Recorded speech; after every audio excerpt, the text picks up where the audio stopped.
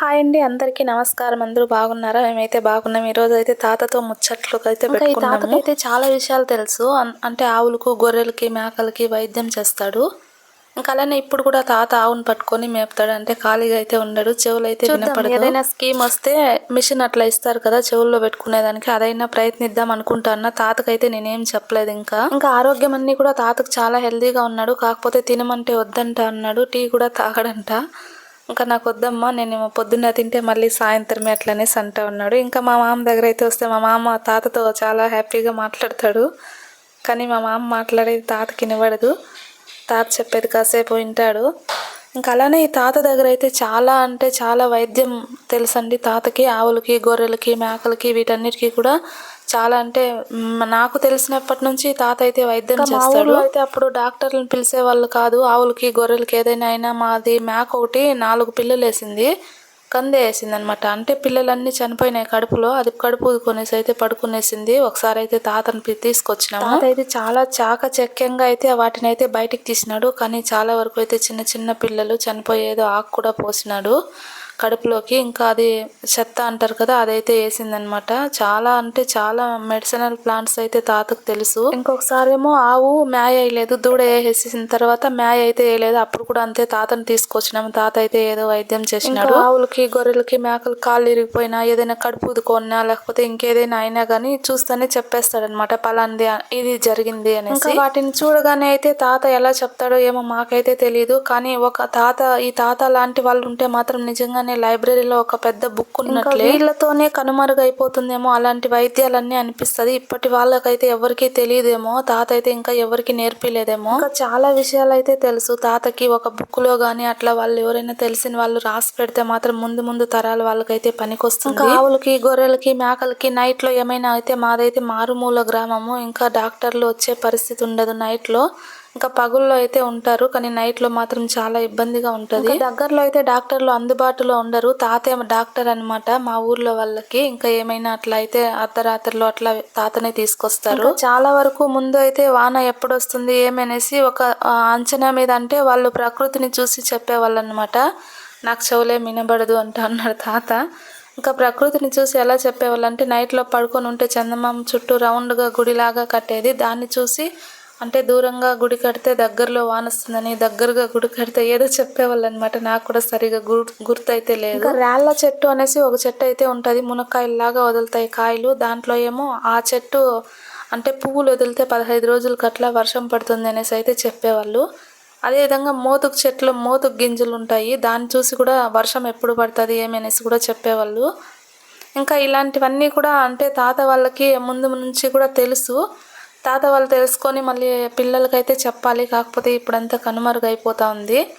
కొన్ని అయినా తెలిసింది ఇలాంటి తాత వాళ్ళ దగ్గర సేకరించి అయితే ఏదైనా బుక్కుల్లో రాసి పెట్టుకుంటే బాగుంటుందేమో నేను కూడా అనుకుంటా. చాలా వరకు అయితే మాకు కూడా తెలిసిన మొక్కలు ఇప్పుడు చెప్తే ఎవరైనా అవును ఇలా ఉండేవి కదా, ఇలా చేసేవాళ్ళం కదా అనేసి అయితే గుర్తొస్తుంది. ముందు అయితే అలా మా అవ్వ కరెక్ట్గా ఇంకో 2-3 రోజుల్లో వాన వస్తుంది అన్నప్పుడు చెప్పేదన్నమాట. ఇలానే చిన్న చిన్న అంటే వాటితోనే కనిపెట్టేవాళ్ళు, ఇట్లా వాన వస్తుంది అనేసి.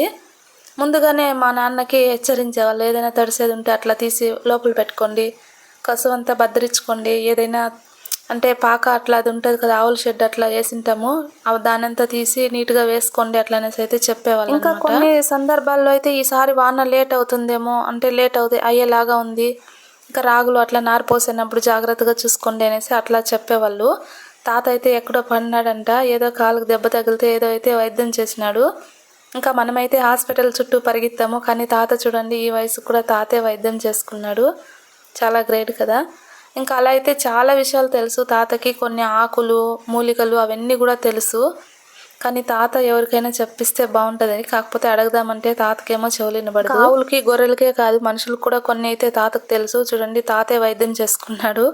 కాబట్టి ఇలాంటి వైద్యాలన్నీ కూడా అదే నేను చెప్పినాను కదా, మనకి ఒక బుక్ లాగా తాత అనమాట. అంటే తాత లాంటి వాళ్ళు ఒక 10 మంది పిల్లోళ్ళకి చెప్తే చాలా బాగుంటుంది. ఇంకా వాళ్ళు ఇంకో 10 మందికి అట్లా చెప్తే ఇవన్నీ కనీసం అప్పటికప్పుడు చేసుకునేదానికి బాగుంటుంది. కానీ హాస్పిటల్ మందుల కంటే కూడా ఇవి తొందరగా మేలవుతుంది అనమాట. అప్పుడంతా హాస్పిటల్ అట్లా ఏం లేవు, ఇప్పుడు వచ్చినాయి. ఇంకా దుసార్ తెగుల గురించి కానీ, బందేరాకు గురించి కానీ, వీటన్నిటి గురించి కూడా తాతకైతే చాలా విషయాలు తెలుసు.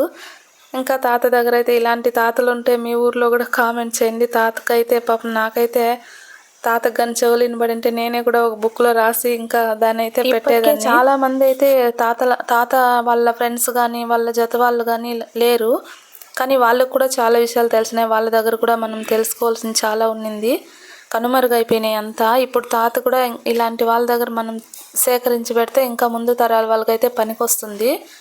ఇంకా వీళ్ళు వర్షం ఎప్పుడు వస్తుంది అవి కూడా చెప్తారు కదా, పంట కూడా అంతేనండి, చూసి చెప్పేస్తారనమాట ఇది బాగా అవుతుందా లేదా అనేసి. ప్రతిదీ కూడా తాత ఇలానే చెప్తున్నారు, అడవిలో మేము ఇట్లా చేసినామని. ఏలేమైంది తాత అంటే, ఏలు ఇట్లా ఆవు దూకేసిందమ్మా అనేసి చెప్పిన. అంటే ఆవును తోలుకొని పోయినప్పుడు ఏదో టెంపలో ఏదో వేసుకొని పోయినారంటే ఆవు అయితే ఎగిరి దూకేసిందంట. పాప మీన్ వల్ల పట్టేకి కాకుండా ఇంకేలైతే అలా అయిపోయింది అనేసి చెప్తా అన్నాడు. చూడండి అట్లా ఉన్నా కానీ ఎంత బాగా, అసలు మనం ఇప్పుడే నడువులేక మోకాలు నొప్పులు మిడాల నొప్పులు అది ఇది అంటాము, తాత అయితే ఎంత హెల్దీగా ఉన్నాడు. తాత వాళ్ళు బతికినంతకాలం మనం బతికితే చాలు, అంత హెల్దీగా. కాకపోతే ఇప్పటికీ కూడా ఎంత అంటే ఎనర్జీగా ఉన్నాడు. మనమైతే గస్సు బుస్సు ఉంటాము. కాకపోతే వాళ్ళు అప్పట్లో తినిండేది అంతా అడవి మూలికలు ఎక్కువగా వాడేవాళ్ళు. ఏదైనా జబ్బు చేసినా అట్లా. ఇప్పుడు మనం హాస్పిటల్ మందులు వేసేసి బాడీలో కెమికల్ ఫుల్గా నింపేస్తూ ఉంటాము, మన బాడీ దేనికి పనికి రాకుండా.